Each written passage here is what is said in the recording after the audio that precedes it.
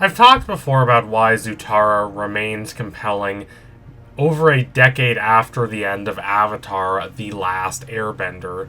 Zuko and Katara really get each other. They understand what the other is going through in a way that the other members of Team Avatar just don't. It's not just that they've been disconnected from their mothers, or that they have to carry the burden of knowing that they would not be alive were it not for the sacrifices of their mothers. It's who they are as people and how they deal with grief. They are by far the two most mature members of Team Avatar. They carry the weight of keeping the team together, even in dark times. Instead of gliding through life relatively unaffected by trauma, like Aang, or pretending trauma doesn't affect them when it really does, like Toph and Sokka, they directly face their trauma.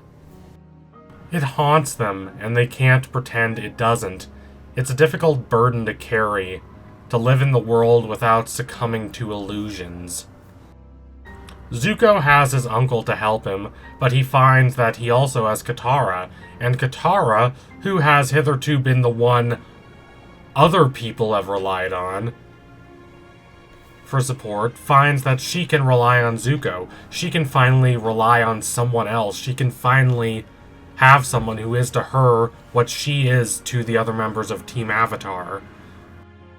This is a relief to her, and her relationship with Zuko throughout the last few episodes of Avatar: The Last Airbender is as full of compassion and trust as any relationship on the show. If Katara has to end the show with anyone, she should be in a relationship with Zuko. But saying all this only briefly touches on how Zutara as a relationship would affect Zuko. Why does Zuko yearn so deeply to win her trust back in episode 316, The Southern Raiders? It's not like he needs to. He's already won the trust of every other member of Team Avatar. It isn't only that Zuko experiences profound guilt for his betrayal of Katara at the end of Season 2, though that is part of it. Why does he care so deeply for Katara as a person? His relationships with the other members of Team Avatar are more notable for how he transcends the antagonism that once existed between them to develop a friendship with them than for how that friendship transpires after it's formed. Now, you could say that this is reasonable considering that there are only a few episodes between when Zuko achieves redemption and the ending of the show, and this is definitely true, but it does make the strength of his relationship with Katara, in contrast, more striking. He appreciates the kindness Aang displayed for him in episode 113, offering him friendship even though Zuko had spent the first half of the season tracking him all over the world. And he appreciates Aang's steadfast commitment to that which is right and moral, a commitment that he himself has not always been able to maintain. But he views Aang more as a precocious younger brother than as an equal. He's not condescending to Aang exactly, but he is a rigorous teacher to this wild child, forcing him to study firebending, even though he'd rather be doing anything else.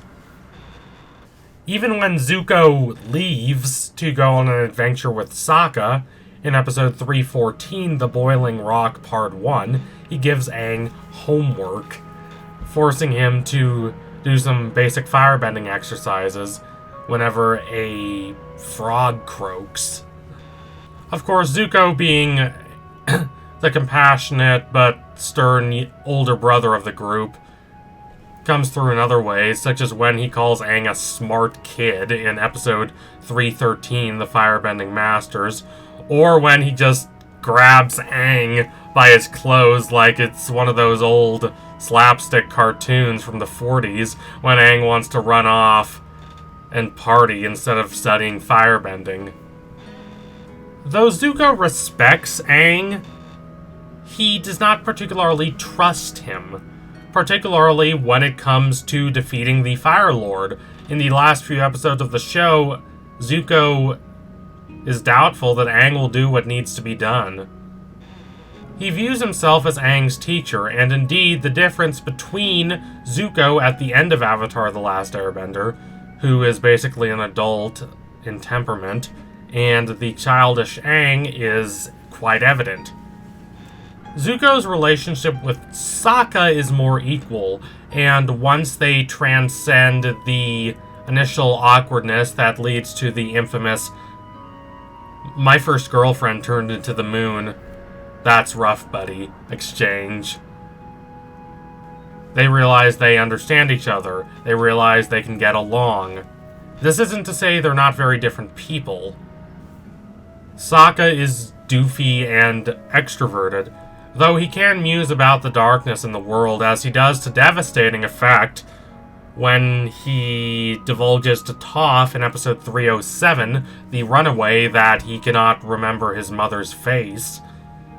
He tends to go away from that darkness, instead goofing around and being sarcastic and drawing up all these kinds of ridiculous plans.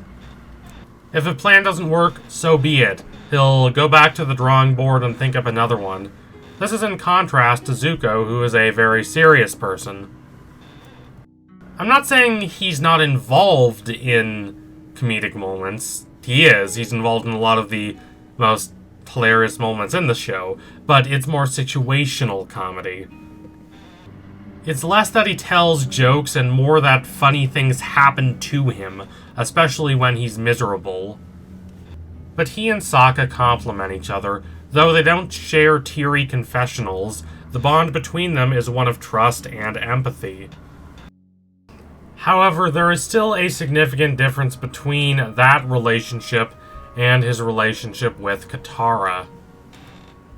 Why are Zuko and Mai together, other than the fact that they grew up together? I don't hate the Zuko and Mai relationship as much as some people do, and if you love the trope of childhood friends developing romantic affections for each other when they're older, then you could do a lot worse than this. But I don't see how this relationship is good for Zuko as a person. If you're Zuko, why do you want to be in this relationship? He's under a lot of pressure, and Mai doesn't really understand. This isn't her fault. I want to make that clear. She wants to be there for him, but she can't. She can't understand him, and he can't really explain himself to her. As we see in episode 309, Nightmares and Daydreams, Mai can only distract from Zuko's existential angst. She cannot alleviate that angst. At the start of the episode, he's distraught that his father has not invited him to an important war meeting.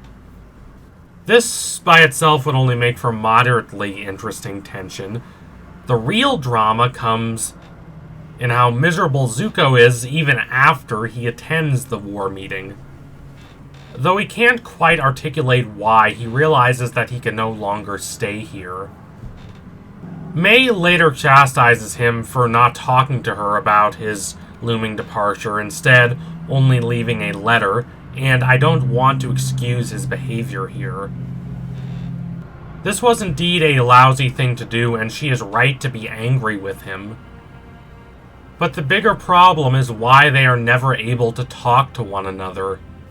There might be sweetness hidden behind the acidic facade of their relationship, but this does not change the fact that Mai does not really understand the turmoil bubbling through Zuko. And Zuko doesn't know how to get her to understand. He doesn't know the right words to say. This is in contrast to his relationship with Katara, whom he does know how to talk to. He does understand her, and he can get her to understand him, too. Is that all, then? She can better relate to him and understand him, so she's a better partner for him than Mai? That's why he struggles so mightily to win himself back in her good favor? That is a very significant part of it, but there's another piece, too. Zutara benefits Zuko as a person because it challenges him. It gives him a chance to prove himself and prove he has grown. When they converse underneath Ba Sing Se, they realize how similar they actually are. But what that means is after shaking off the negative influences of his father and joining Team Avatar, he wants to help Katara find the same level of peace and catharsis that Iroh helped him achieve. Fans have said that if Zuko helped Azula achieve redemption, he would be doing unto her exactly what Iroh did unto him, and this is true, but a lot of people making this argument overlook the fact that Zuko does indeed return Iroh's favor to him by doing good work for the members of Team Avatar, helping them achieve the closure they want, and this is by far most evident in regards to Katara. He helps her overcome the darkness inside herself.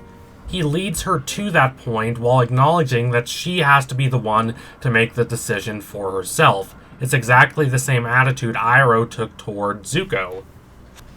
That's what the relationship between Zuko and Katara is.